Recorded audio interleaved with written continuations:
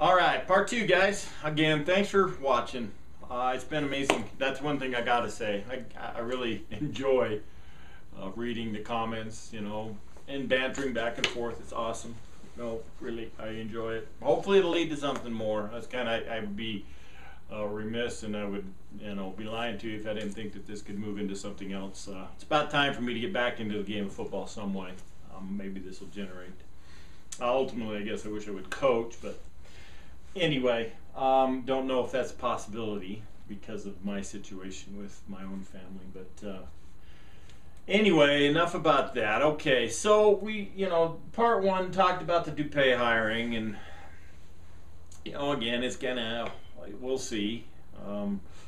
I contend that it is a case of what the best available through the, the good old boy network type, what we talked about. We'll see. Like I said, one thing I guess I failed to mention that somebody's probably going to bring up is he was offensive coordinator at Naval Academy. That's cool. I mean, he's done some good things. So I don't know what type of offense he's used to being around. Okay, it doesn't always translate into success. Just because you can do something at one place with a different style of offense doesn't mean you can come in and it translates into immediate success with a different type of offense. So we'll just have to see. But a question that keeps coming up is, how are we going to get the tight end back into the game, back into the system? Not tight end by committee, as somebody said out there. Just get a go-to guy like a Dennis Pitta. Now, we had a bunch of freshmen down there playing tight end. I don't know anything whether they were redshirt freshmen or not. Let me tell you, I've talked about there's a few things that are just part of football, part of the dynamic of football, and we'll go over them again, okay? First of all, the tight ends, who always are always just a little bit off center. We kind of all beat to a different drum, and you have to know us really well to know what I'm talking about. But we're just not always as mainstream as everybody. We're a little colorful. Jim McMahon would have fit in as a tight end, okay? And secondly, they're always the starting quarterback's best friend, okay? There's another constant, that the kickers that you have on your team are all weirdos, okay? I don't know how to explain it, but that's part of football.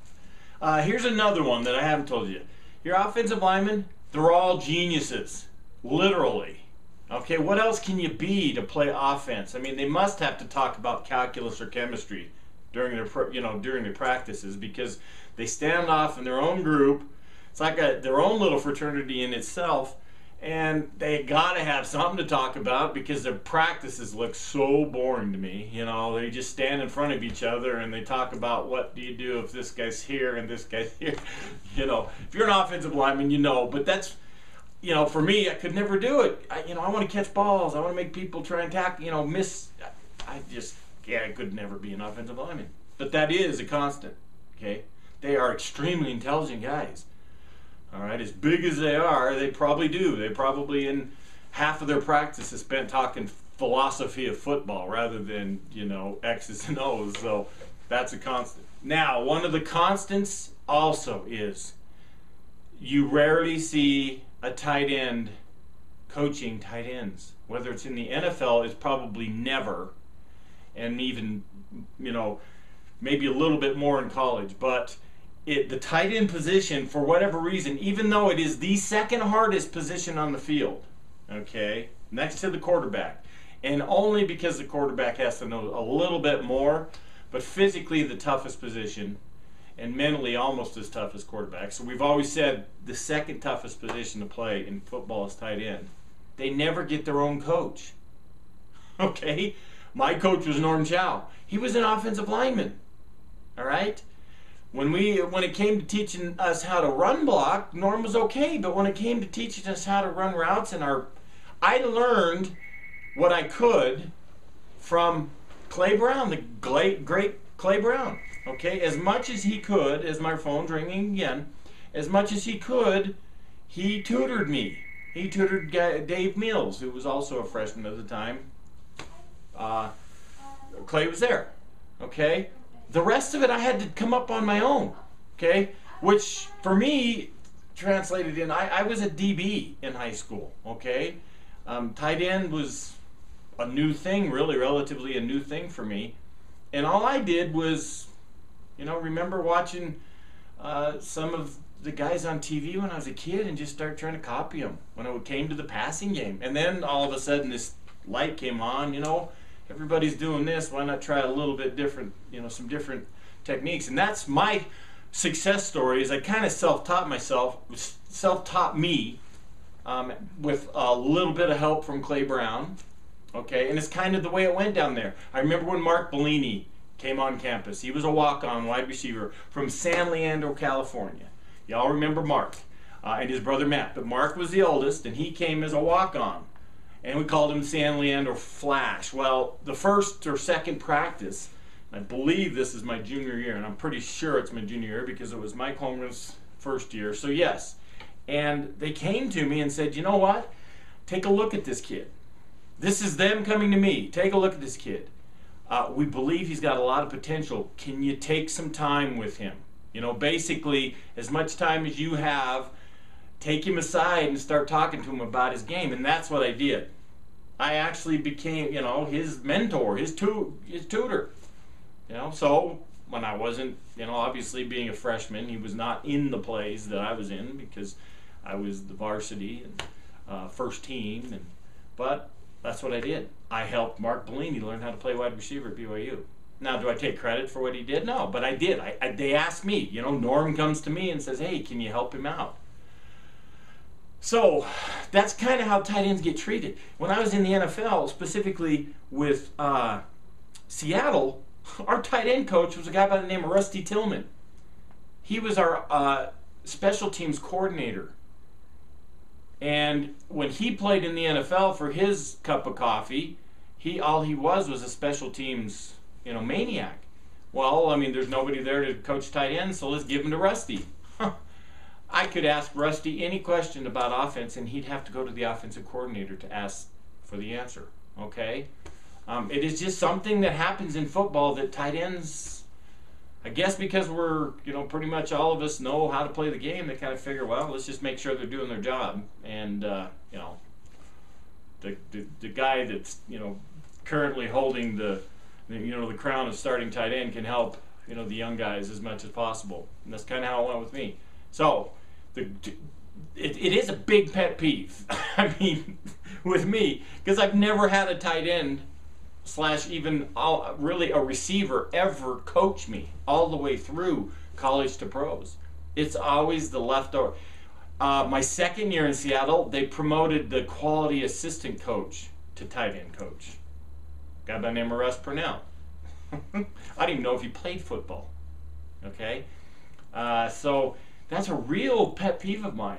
That is such an important position. Now, to ask me, is this going to change anything down there? Are we going to see the tight end get in there? Are they going to be taught how to be How would a quarterback know how to teach this kid what he's going to be going up against? All right? So if you want my answer to this, if you want to hire a receivers coach, hire a receiver, an ex-receiver, okay? Or somebody that knows how to run routes.